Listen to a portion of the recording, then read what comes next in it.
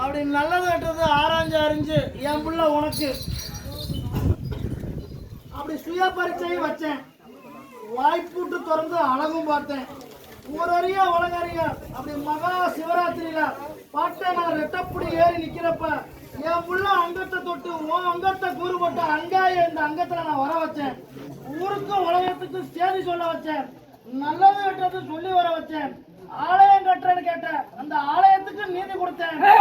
ஆலயம் நீதி கொடுத்து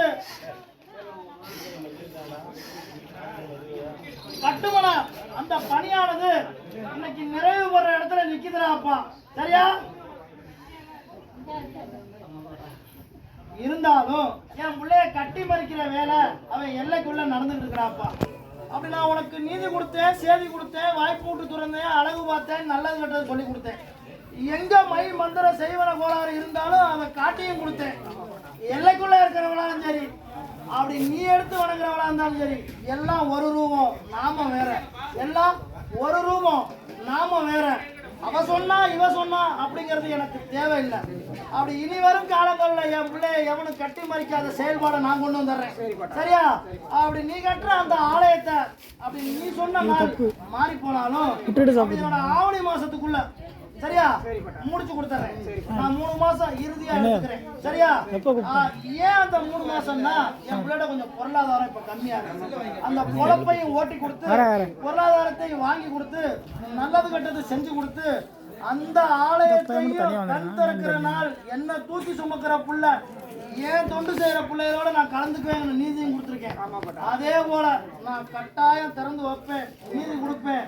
என் பிள்ளைய அனுதினமும் என்ன போல அந்த மந்தையில உட்கார வச்சு ஊருக்கும் பேருக்கும் சாம்பாளி கொடுத்து என் பிள்ளை நீ அள்ளி கொடுக்குற சாம்பா பழுதில்லாத வாழ்க்கைய வாழ வைப்பேன்னு சொன்னேன். அது போல எக்காலத்திலையும் முக்கால சத்தியமா பாட்டேன். நான் சொன்ன சொல்லு மாற மாட்டேன்டாப்பா. சரியா?